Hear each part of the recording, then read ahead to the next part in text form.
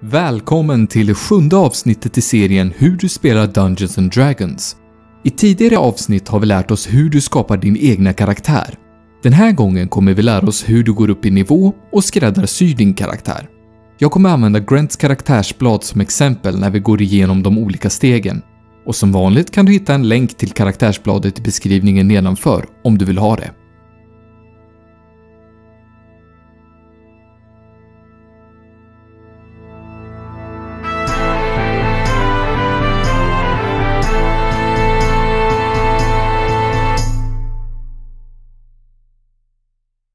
Allt eftersom era karaktärer klarar av fiender och övervinner utmaningar får de nya erfarenheter. Och det återspeglas genom att de går upp i nivå. Det finns flera sätt din karaktär kan gå upp i nivå i D&D. Det vanligaste sättet är genom att få erfarenhetspoäng. Vid slutet av sessioner kan din spelledare ge dig erfarenhetspoäng. När din karaktär når en viss gräns med erfarenhetspoäng går den upp i nivå. Ett annat sätt att gå upp i nivå är genom milstolpar. När du når en viss del i kampanjen berättar din spelledare för dig att du har gått upp i nivå. Detta tillvägagångssätt sparar spelaren och spelledaren en massa tid genom att inte behöva räkna ihop erfarenhetspoäng vid slutet av varje session.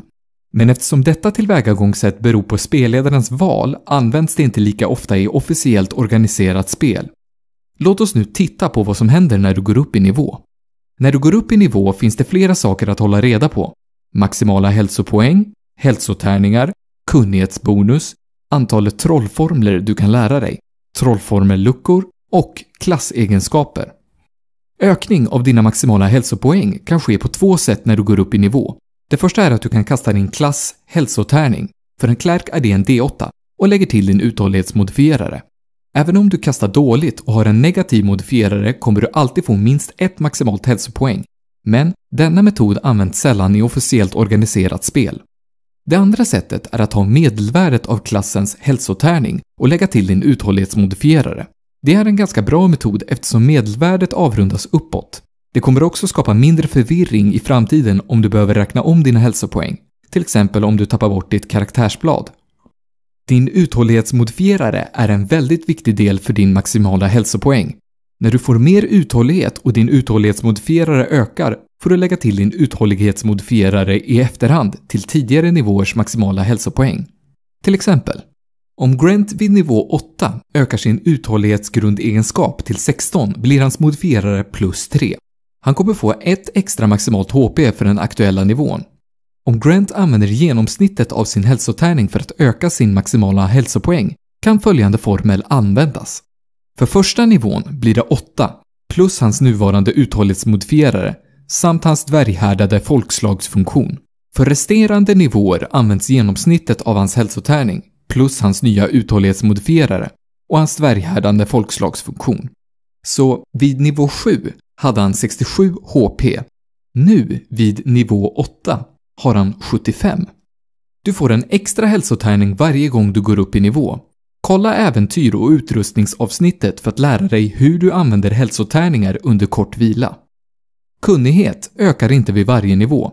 När du ser plus 2 här betyder det inte att du lägger till 2 till karaktärens kunnighet vid den nivån.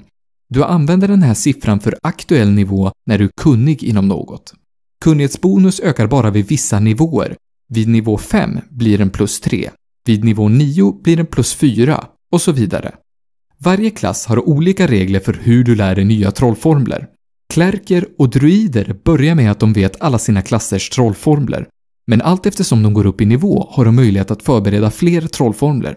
Andra klasser, till exempel bard och besvärjare, har mindre tillgång till magi. De börjar med ett begränsat antal trollformler och lär sig nästan alltid en ny trollformel vid varje ny nivå. En fördel med bard och besvärjare är att de klasserna har sina trollformler förberedda hela tiden. Men de kan även ersätta trollformeln de redan kan med andra när de går upp i nivå. Det finns 8 magiutövande klasser i 5:e upplagan av D&D. Detta innefattar hybridklasser, alltså klasser som blandar koncept från 2 olika klasser vid start. Det finns ännu fler klasser om du tar med arketyper eller andra inriktningar i beräkning. Att förklara regler för hur varje klass utövar magi kommer ta för lång tid för det här klippet. Så är du intresserad av att spela en viss klass får du läsa på vad som gäller för den. För att veta vilka klassegenskaper du får vid vilken nivå, kolla klasstabellen för en snabb genomgång. Men vissa egenskaper blir starkare när du går upp i nivå och de står inte alltid i tabellen. Så det är säkrast att läsa dina klassegenskaper för att vara säker om den saken.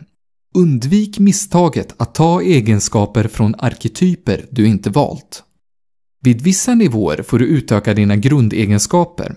Du får då 2 poäng att lägga till dem och du kan antingen placera båda poängen till en grundegenskap eller 1 poäng till 2 olika grundegenskaper. Istället för att öka grundegenskaper kan du välja en bedrift. Bedrifter är speciella egenskaper som vilken karaktär som helst kan lära sig så länge karaktären uppfyller kraven för bedriften. De kommer i olika former, allt från att lära sig en viss sorts stridsstil till fokus på vissa verktyg, till exempel grepparbedriften. Med rätt blandning av karaktär och bedrift kan du skapa riktigt starka karaktärer. Men en del spelledare kanske bandlyser bedrifter för att göra spelet enklare. Så fråga spelledaren om han eller hon tillåter bedrifter i den kampanj ni spelar i. En tumregel. Överplanera inte din karaktär innan du frågat spelledaren vilken typ av kampanj han eller hon kör. Den högsta karaktärnivån du kan nå är nivå 20. De flesta äventyrsmoduler slutar innan den nivån. Din spelledare kanske bandlyser bedrifter eller multiklassande i sitt spel och kanske använder egna varianter av regler. Poängen är, dina val att skräddarsy påverkar mer än bara din karaktär. De valen kan påverka gruppens balans och kanske tvingar spelledaren att behöva planera om utmaningar så att de passar hela spelsällskapet. Som jag nämnt tidigare är D&D ett socialt spel. Du kommer troligen behöva förhandla vad som är godtagbart inom spelgruppen. Men det är också en del av det roliga och den verkliga utmaningen för skickliga spelare. När du går upp i nivå finns det ett tillägg som gör det möjligt för dig att lära dig fler klasser inom en och samma karaktär. Detta kallas för att multiklassa. Även om din spelledare tillåter multiklassning finns det särskilda regler kring hur det går till. Låt oss först titta på begreppet karaktärnivå. Karaktärnivå är din karaktärs totala nivå. Till exempel, om du har 3 klassnivåer som trollkarl och 2 som spjuver är din karaktärnivå summan av de klassnivåerna, alltså 5. Den högsta karaktärnivån du kan nå är 20, så planera din karaktär väl. Multiklassande bör vara ett planerat val, för du behöver uppfylla en viss mängd poäng för en specifik grundegenskap för den klassen du vill multiklassa in i, samt en klass du redan spelar. Det innebär till exempel att om du skapat en trollkarl med låg intelligens som ett skämt, har du så gott som gjort det omöjligt för den karaktären att multiklassa. Vad respektive grundegenskap heter på svenska kan du lära dig förresten i avsnittet grundegenskaper och färdigheter. Om du går upp i nivå och lär dig en nivå i en klass du inte började med får du inte all kunnighet som ingår i den klassen. Du får inte en extra uppsättning kunnighet för andra räddningskast och så vidare. Du får bara ett begränsat antal av kunnighet. Till exempel, om du multiklassar till en klärk får du kunnighet med lätt rustning, medium rustning och sköld. Men du får inte kunnighet med enkla vapen, räddningskast eller färdigheter. Läs i spelarhandboken för att ta reda på vilka kunnigheter olika klasser ger dig när du multiklassar till dem. När du går upp i nivå med multiklass går det lite annorlunda till än när du vanligen går upp i nivå. Till exempel så använder du multiklassens hälsotärning när du utökar dina maximala HP och du lägger till den tärningstypen bland dina hälsotärningar. Om du multiklassar till en kämpe så får du till exempel en D10 till dina hälsotärningar och du får utöka din maximala hälsopoäng med en D10 tillsammans med din uthållighetsmodifierare. Din kunnighet baseras på din karaktärnivå, så om din karaktärnivå är 5 blir din kunnighetsbonus plus 3 och så vidare. För antalet trollformler du vet hanteras de separat för varje klass. Om du spelar flera magiutövande klasser samtidigt kommer du behöva hålla reda på vilka trollformler du har kvar från respektive klass. Enklast är att dela upp dem på sidan 3 i ditt karaktärsblad. Till exempel, om du är en nivå 5 trollkar och en nivå 4 klärk vet du nivå 3 trollformler från trollkarens trollformellista och nivå 2 trollformler från klärkens trollformellista. Du kanske upptäcker nu en nackdel med att multiklassa. Till exempel att om du inte multiklassat hade du kunnat kasta starkare trollformler om du bara hade hållit dig till en klass. Dina cantrips baseras dock på din karaktärnivå.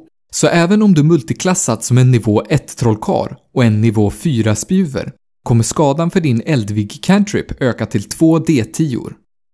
Att räkna ut trollformelluckor vid multiklassande är lite komplicerat och involverar en del matte. Detta är en tabell för hur många trollformelluckor du har vid olika nivåer om du spelar en klass vars huvudfokus är magi. Om du börjar med en magiutövande klass och sedan multiklassar till en annan vars huvudfokus också är magi, går du till nästa steg i tabellen oavsett vilken av klasserna du går upp i nivå i.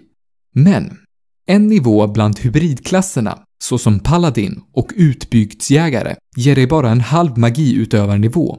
Och om du väljer alternativa arketyper, till exempel överjordisk riddarkämpe eller magisk bluffmakarspjuver, får du bara en tredjedel magiutövarnivå. Resultatet avrundas nedåt och sen vet du vilken magiutövarnivå du befinner dig på. Turligt nog kan du använda trollformelluckor hur du vill, oavsett vilken klass du multiklassar i. Häxmästares trollformelluckor för paktmagi hanteras dock separat, men du kan använda paktmagin för att kasta trollformler från andra klasser och tvärtom. Observera dock att trollformeln behöver motsvara häxmästarens trollformelnivå eller vara vid en lägre trollformelnivå för att du ska kunna använda den i det här sammanhanget.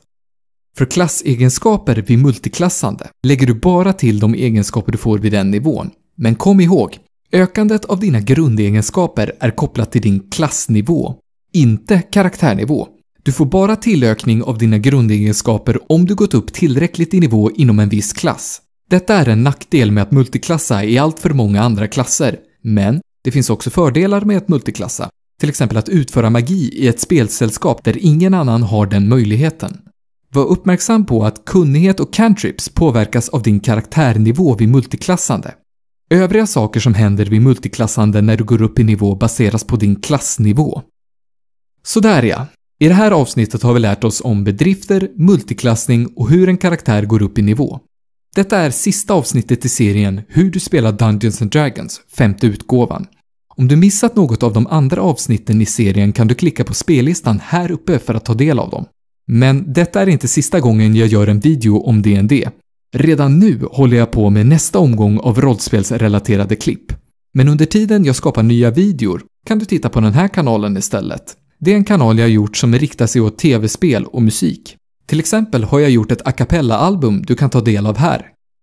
Om du gillar vad du hittills har sett, ge det här klippet tummen upp och prenumerera på kanalen. Och en sak till. Innan jag avslutar klippet vill jag bara säga tack så mycket. Alla mina tittare och prenumeranter för all uppmuntran ni gett mig. Jag påbörjade den här kanalen för inte så länge sedan, men så många av er har redan visat ett överväldigande stöd för det jag gör, och för det är jag tacksam. Än en gång, tack allihopa. Vi ses i framtida videor. Roger över, Roger ut.